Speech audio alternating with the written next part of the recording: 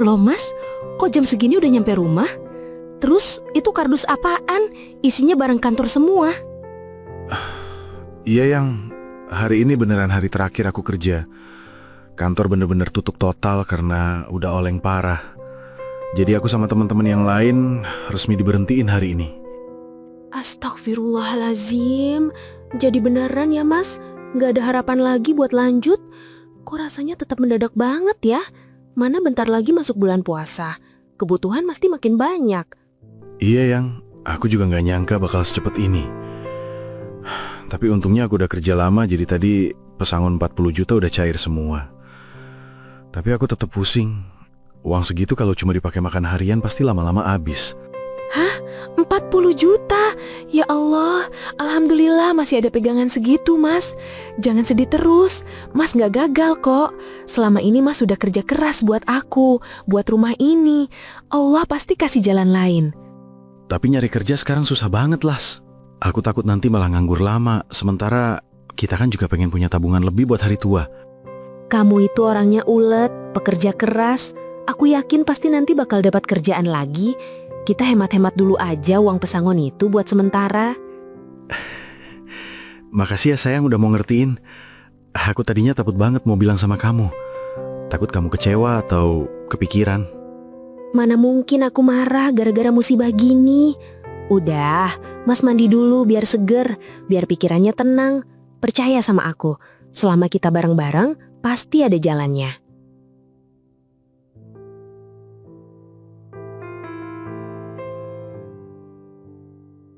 Assalamualaikum Mas Yanto. Loh, kok tumben banget jam segini udah nyantai di teras? Gak masuk kantor Mas? Apalagi cuti? Waalaikumsalam Bob. Sini duduk. Enggak, aku udah nggak kerja lagi. Kantor tutup, jadi aku kena PHK massal kemarin. Waduh, serius Mas? Kok bisa? Wah, parah banget ya zaman sekarang. Terus gimana nasib Mas Yanto? Tapi Mas kan orang lama di situ. Pasti dapat sangu gede dong ya? Ya, alhamdulillah dapatlah sedikit buat nyambung hidup. Lumayan pesangon 40 juta. Tapi ya itu Bob, aku lagi pusing mau diapain uangnya biar nggak habis gitu aja. Hah? 40 juta? Buset, itu mah bukan sedikit Mas. Itu modal gede banget. Jangan didiemin doang Mas. Mending kita puter jadi duit lagi. Maksudnya gimana? Aku mah nggak ngerti kalau disuruh bisnis. Takut malah rugi. Gini Mas, aku ada kenalan supplier kopi kekinian. Gimana kalau kita buka kedai kopi aja? Modalnya paling 30 juta udah dapat tempat asik. Kita jagain bareng-bareng Mas. Mas Yanto modalin, aku yang bantu urus semuanya. 30 juta? Gede juga ya Bob. Hampir semua pesangonku itu. Beneran bisa balik modal? Mas, temenku buka kedai kecil aja sehari bisa dapat 500.000 bersih. Bayangin, sebulan udah 15 juta. 2 bulan juga modal Mas balik. Daripada uangnya diam di bank dimakan biaya admin, mending kita bikin jadi mesin duit. Wah, menggiurkan juga ya.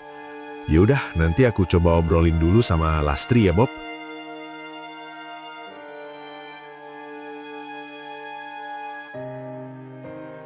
Las, tadi Bobby ngajakin buka kedai kopi. Katanya kalau aku modalin 30 juta, kita bisa dapat untung bersih 500.000 sehari. Lumayan banget kan buat muter uang pesangon? 30 juta? Itu kan hampir semua uang kita Mas. Kok gede banget? Terus kenapa harus sama Bobby? Mas kan tahu sendiri dia orangnya cuma pintar ngomong doang. Dia janji mau bantu kelola dan jagain barang. Katanya 2 bulan juga modal kita udah balik. Aku nggak mau uang ini habis gitu aja buat makan harian. Mas, nyari uang 40 juta itu susah Mas. Mas kerja bertahun-tahun baru dapat segitu. Lagian Mas, bisnis sama saudara itu banyak nggak enakannya loh. Nanti kalau dia salah atau kerjanya ngawur, Mas pasti sungkan mau negur. Ya enggak lah, kan kita profesional Las. Kita bakal bagi tugas yang jelas. Mas, dengerin aku. Dalam bisnis itu uang nggak kenal saudara. Biasanya kalau sama saudara, dia bakal ngerasa uang Mas itu uang dia juga. Nanti dia ambil dikit-dikit dari kasir buat jajan dengan alasan pinjam, tapi nggak pernah balik karena dia merasa itu uang keluarga. Ya Allah Las, Bobby nggak mungkin sejahat itu. Dia juga mau berubah kok. Makanya dia semangat banget ngajakin aku bisnis ini. Aku cuma nggak mau niat Mas nolong saudara malah jadi musibah buat kita. Bobby nggak keluar modal apa-apa, enak banget dia tinggal ikut jaga. Tapi Mas yang nanggung semua resikonya. Kasihan dia udah nganggur lama sayang. Aku mau kasih dia kesempatan. Udah, doain aja moga-moga ini beneran jadi jalan rezeki kita. Aku bakal tetap awasin kok, gak bakal aku lepas gitu aja. Ya udah, kalau Mas sudah yakin. Aku cuma bisa doain. Tapi ingat pesenku, Mas harus tetap tegas kalau urusan duit. Iya sayangku.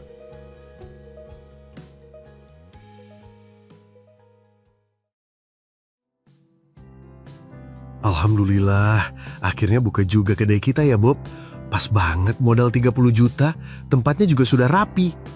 Apa aku bilang Mas? Pilihan tempatku mantap kan? Biar simple, yang penting asik buat nongkrong. Bob, biar enak, apa nggak mending aku aja yang di kasir? Biar aku sekalian belajar catat-catat uang masuknya. Waduh, jangan Mas. Nanti malah kaku. Biar aku aja yang di depan. Aku kan lebih luas kalau ngomong sama anak muda.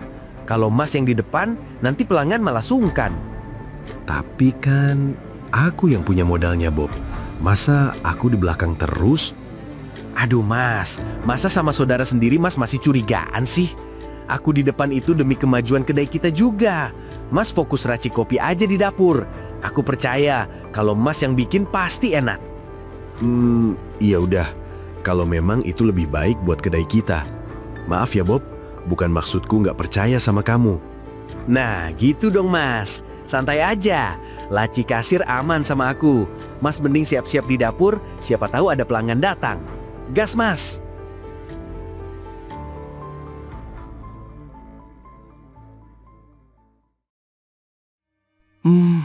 Bob, sudah 2 minggu kok masih sepi begini ya?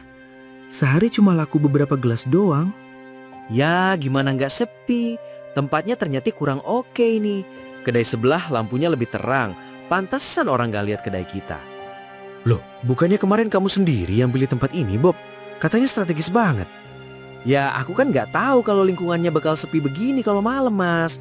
Coba kalau modal kita gede, bisa buka di mall, nggak perlu pusing mikirin lokasi sepi begini. Terus sekarang gimana? Uang tinggal sedikit, Bob. Kalau menurut pandangan aku sebagai marketing ya, aku rasa kita harus bakar uang Mas. Kita bagi-bagi kopi gratis buat narik massa. Pakai sisa pesangon Mas itu, paling nggak 5 juta lah buat modal. Hah? Bagi-bagi gratis? Itu kan uang simpananku buat di rumah, Bob. Mas Yanto, namanya bisnis itu harus berani rugi. Daripada kedai ini tutup dan 30 juta hilang sia-sia. Percaya sama aku, ini pasti berhasil. Gimana ya? Tapi beneran ya, Bob? Semoga ini jalan terakhir kita. Tenang aja Mas, kali ini pasti berhasil.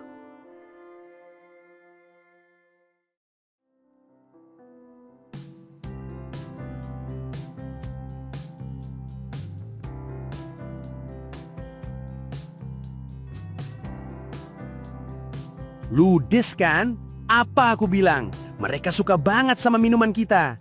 Strategi marketing aku emang jenius. Iya karena gratis Bob, makanya mereka mau ambil. Namanya barang gratis, siapa yang nggak mau? Mas ini negatif terus pikirannya. Lihat tuh tadi, mereka pada bilang enak. Kalau sudah nyoba sekali dan ketagihan, besok-besok biarpun bayar, mereka pasti bakal balik lagi ke sini. Tapi bahan-bahan kita habis semua Bob. Modal buat belanja kemarin nggak balik serupiah pun. Kalau besok pas kita jual harga normal mereka nggak dateng gimana? Aduh Mas, jangan kolot lah. Ini namanya teknik branding. Tadi juga aku sudah minta mereka buat post di sosmed. Besok pasti kafe kita ini langsung viral Mas. Lihat aja. Semoga aja ya Bob. Aku sudah capek banget ini. Tenang aja Mas Yanto. Bobby gitu loh. Mas mending istirahat dulu. Besok kita siap-siap layanin pembeli yang antri pakai uang. Siap-siap jadi kaya kita.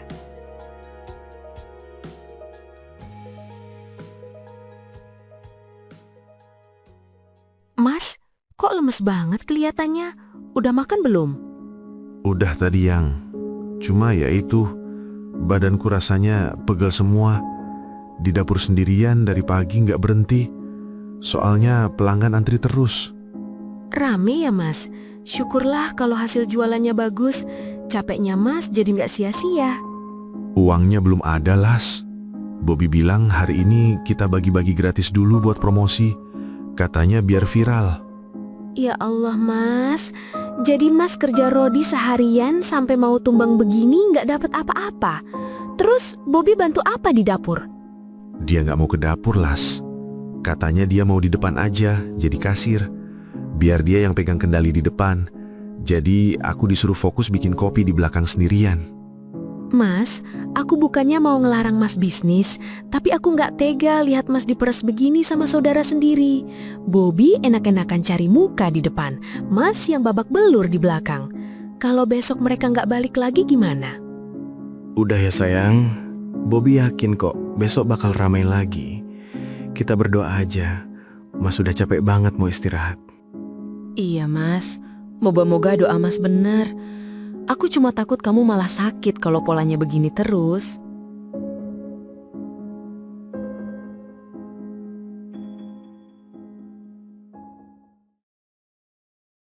Bob, udah jam 2 siang, kok belum ada satupun yang datang ya?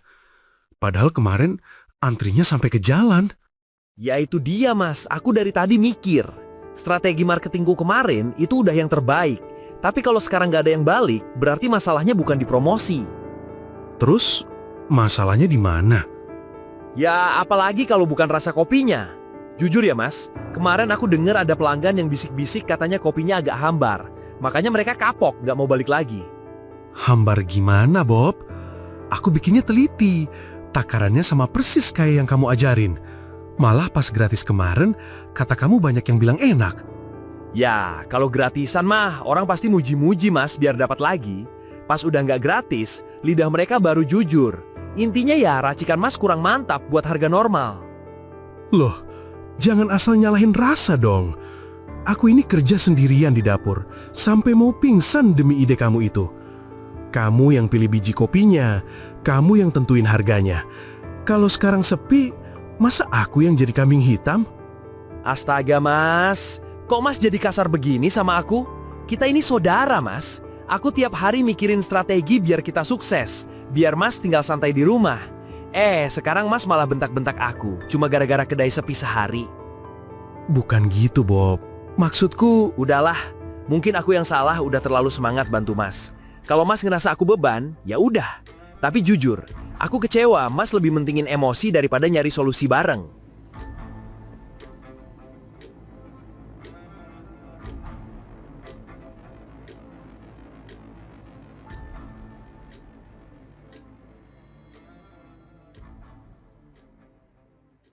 Bowe, mana lu? Kagak ada matinya ya lu bohongin gue. Gue cek rekening, kagak ada duit masuk. Lu kata nyewa ruko di mari bayarnya pakai daun. Pak Haji, shh, jangan keras-keras Pak. Kita ngobrol di belakang aja, nggak enak sama mas saya. Kagak ada urusan, belakang-belakang. Lu kira gue mau ngajak mau main gundu? Pokoknya gue kagak mau tahu. Besok pagi kagak lunas itu duit 22 juta.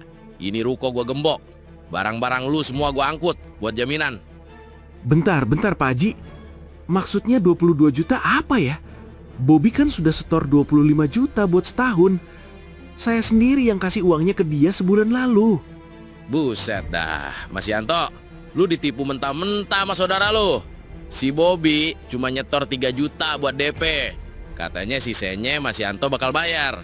Tapi sampai sekarang 1 peser pun kagak ada yang masuk lagi. Bob, kamu bilang 25 juta itu buat lunas setahun. Uang pesangonku itu, Bob. Kamu kemanain sisanya? Aduh mas, nggak usah dipermalukan di depan orang begini, kenapa sih? Mas pikir modal 35 juta itu cukup buat semua ini? Hah?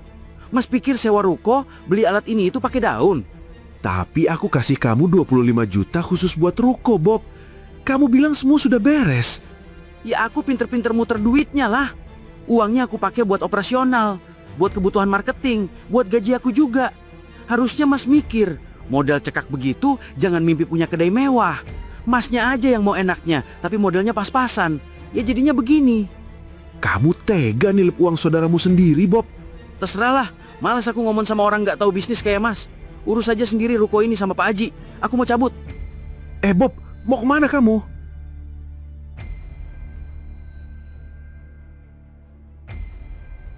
Aduh, bukannya mane-mane nih ya Mas Yanto. Bukannya gue kagak punya hati. Tapi urusan duit mah kagak bisa dah dicampur sama urusan saudara. Gue kasih tempo dah sampai besok pagi.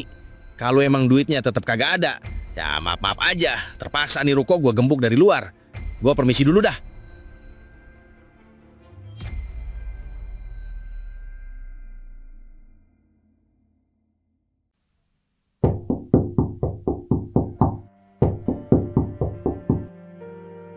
Ya Allah, nggak aktif HP-nya. Apa jangan-jangan aku diblokir? Apa dia ganti nomor? Kacau kamu, Bob. Kacau. Mas, cari Mas Bobby ya? Orangnya udah pindah semalam. Barang-barangnya diangkut pakai mobil pickup jam 1 malam. Pindah, Pak? Semalam? Jam 1 malam? Iya, katanya mau pindah tugas keluar kota gitu. Emang nggak pamit sama masnya? Tega kamu, Bob. Kamu lari bawa semua uang itu. Terus aku harus bilang apa sama istriku di rumah? Kamu bener-bener gak punya hati.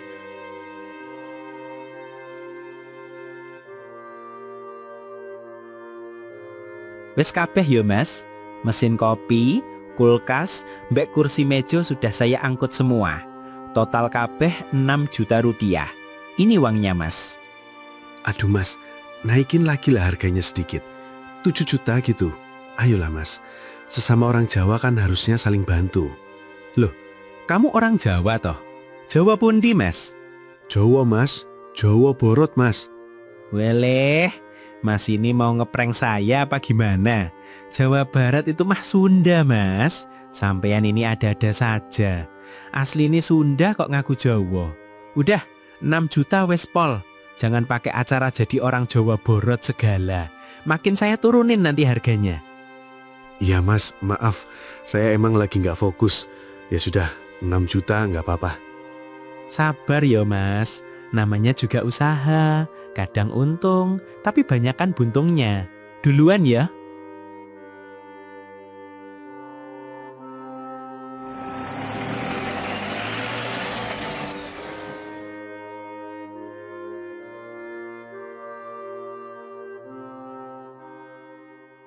Cuma sisa segini, Las. Bobby kabur. Nomornya mati. Kontrakannya kosong. Aku benar-benar ludes. Ya Allah, uang sebanyak itu Mas. Hasil kamu kerja banting tulang, sekarang cuma sisa segini. Maafin aku, Las. Aku pantas kamu benci. Aku bodoh. Kalau dibilang gak nyesel, bohong Mas. Dadaku rasanya sesek banget. Itu uang buat tabungan kita. Tapi yang lebih bikin aku sakit hati, kamu lebih milih percaya janji manis Bobby dibanding omongan istrimu sendiri, yang jelas-jelas pengen kamu selamat. Ya sudah, nasi sudah jadi bubur. Uang ini aku simpan buat modal kita nyambung hidup pelan-pelan. Biar urusan Bobby, kita serahkan saja sama Allah. Dia mungkin bisa lari dari kita, tapi nggak bakal bisa lari dari balasannya.